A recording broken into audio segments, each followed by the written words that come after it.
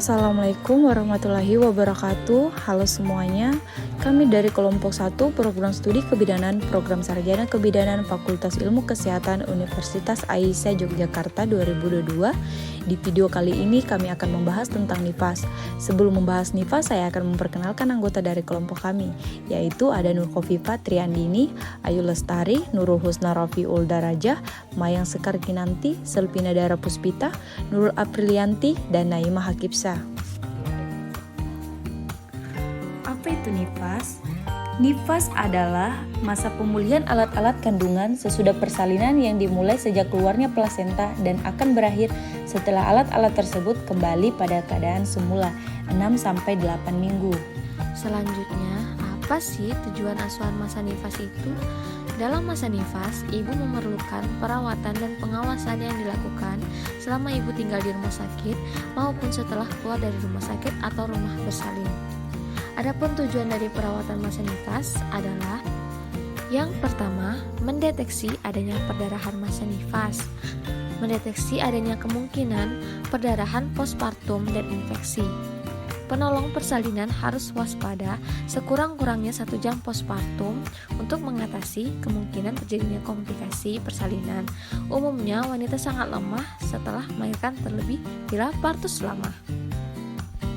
Yang kedua, menjaga kesehatan ibu dan bayinya, baik fisik maupun psikologis. Seperti halnya, ibu dianjurkan untuk menjaga kebersihan badan. Yang ketiga, melaksanakan screening secara komprehensif dengan mendeteksi masalah, mengobati, dan merujuk bila terjadi komplikasi pada ibu maupun bayi. Yang keempat, memberikan pendidikan kesehatan pada ibu, serta memberikan pelayanan keluarga berencana. Apa aja sih tahapan masa nifas? Tahapan masa nifas terbagi menjadi 3. Yang pertama, puerperium dini, yaitu kepulihan di mana ibu diperbolehkan berdiri dan berjalan serta menjalankan aktivitas layaknya wanita normal lainnya. Yang kedua, puerperium intermediate, yaitu suatu kepulihan menyeluruh alat-alat genitalia yang lamanya sekitar 6-8 minggu.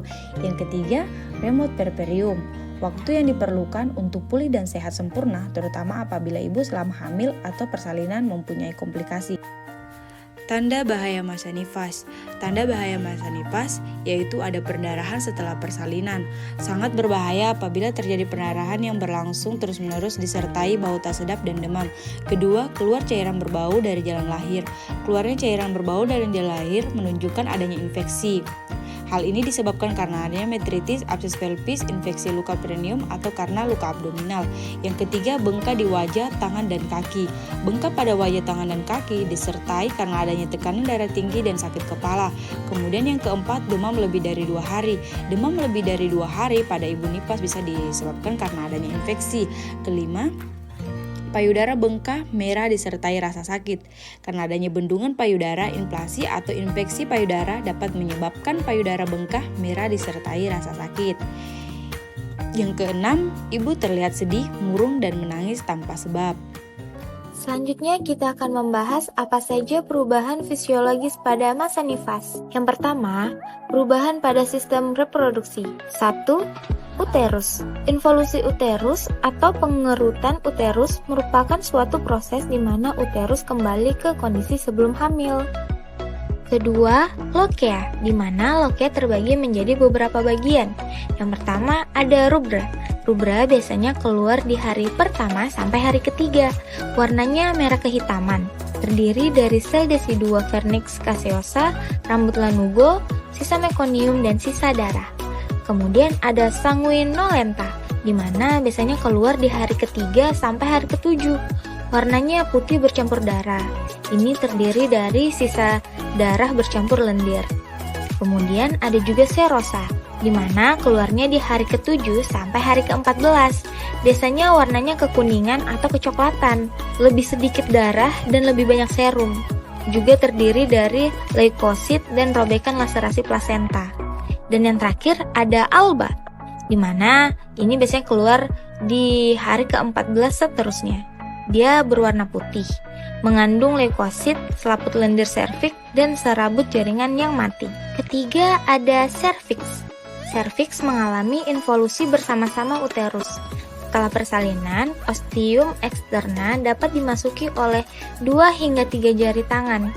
Setelah 6 minggu persalinan, serviks akan menutup. Nah, kemudian di sini apa saja sih perubahan fisiologis pada masa nifas? Terdapat beberapa periode, yaitu yang pertama di sini adalah periode taking in, di mana terjadi hari ke-1 hingga ke-2 setelah melahirkan. Di sini, ibu masih pasif dan tergantung dengan orang lain. Kemudian, perhatian ibu tertuju pada kekhawatiran perubahan tubuhnya, sehingga ibu akan mengulangi pengalaman-pengalaman waktu melahirkan. Kemudian selanjutnya, ada periode taking on atau taking hold, di mana terjadi pada hari ke-2 hingga ke-4 setelah melahirkan. Biasanya, ibu memperhatikan kemampuan menjadi orang tua dan meningkatkan tanggung jawab pada bayinya. Kemudian, ibu cenderung terbuka menerima nasihat dan kritikan pribadi, serta ibu berusaha menguasai keterampilan merawat bayi seperti menggendong, menyusui, mengganti popok, dan memandikan. Selanjutnya, ada namanya periode letting go. Nah, ini biasanya terjadi setelah ibu pulang ke rumah dan dipengaruhi oleh dukungan serta perhatian dari keluarga. Biasanya, ibu sudah mengambil tanggung jawab dalam merawat bayi dan memahami kebutuhan bayi, sehingga akan mengurangi hak ibu dalam kebebasan dan hubungan sosial.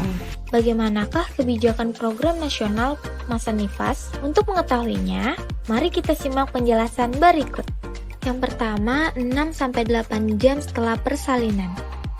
Mencegah perdarahan masa nifas karena atonia uteri, mendeteksi dan merawat penyebab lain perdarahan, rujuk bila perdarahan berlanjut, memberikan konseling pada ibu atau salah satu anggota keluarga bagaimana cara mencegah perdarahan masa nifas yang dikarenakan atonia uteri, pemberian ASI awal, melakukan hubungan antara ibu dan bayi baru lahir, menjaga bayi tetap sehat dengan cara mencegah hipotermi. Selanjutnya, 6 hari setelah persalinan, memastikan involusi uterus berjalan normal, uterus berkontraksi, fundus di bawah umbilikus, tidak ada perdarahan abnormal dan tidak berbau. Menilai adanya tanda-tanda demam, infeksi, dan perdarahan abnormal. Memastikan ibu mendapatkan cukup makanan, cairan, dan istirahat. Memastikan ibu menyusui dengan baik dan tidak memperlihatkan tanda-tanda penyulit. Memberikan konseling pada ibu mengenai asuhan pada bayi, tali pusat, menjaga bayi tetap hangat, dan merawat bayi sehari-hari. Kemudian, 2 minggu setelah persalinan, memastikan rahim sudah kembali normal dengan cara mengukur dan meraba bagian rahim. Dan yang terakhir, 6 minggu setelah persalinan, menanyakan pada ibu tentang penyulit-penyulit yang ia alami atau bayinya rasakan. Memberikan konseling untuk KB secara dini. Kemudian, bagaimanakah peran bidan terhadap ibu nifas?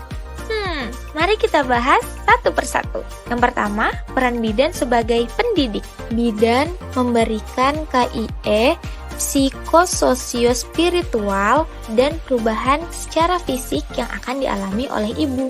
Kemudian, bidan sebagai pelaksana, melaksanakan perawatan, pemantauan, penanganan masalah, rujukan, dan juga deteksi dini komplikasi masa nifas. Selain itu, bidan juga memberi dukungan secara berkesinambungan selama masa nifas, sesuai dengan kebutuhan ibu untuk mengurangi ketegangan fisik dan psikologi selama masa nifas. Bidan juga menyusun sebuah program perencanaan kesehatan yang berkaitan dengan kondisi kesehatan ibu dan anaknya. Bidan juga melakukan deteksi komplikasi dan perlunya rujukan.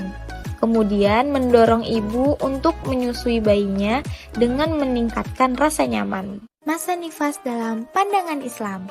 Dalam Islam, terdapat perbedaan pendapat tentang masa nifas. Namun dari beberapa riwayat, batas umum masa nifas maksimal adalah 40 hari. Lebih dari itu tidak disebut darah nifas. Dikutip dari buku fikih wanita yang ditulis oleh Syekh Kamil Muhammad. Batas maksimal keluarnya nifas adalah 40 hari. Hal ini diriwayatkan dari Ummu Salamah, yakni pada masa Rasulullah SAW, para wanita yang sedang menjalani masa nifas menahan diri selama 40 hari atau 40 malam, menurut hadis riwayat Abu Daud dan At-Tirmizi. Menurut Imam Maliki, Jika hari-hari suci telah mencapai setengah bulan atau 15 hari, maka wanita tersebut sudah dikatakan suci. Darah yang keluar sesudah itu adalah darah haid. Dan jika darah yang keluar masih kurang dari 15 hari, maka darah yang keluar adalah darah nifas. Dan menurut mazhab Syafi'i, bahwa apabila seorang wanita melahirkan anak kembar, maka nifasnya dihitung sejak kelahiran anak yang kedua.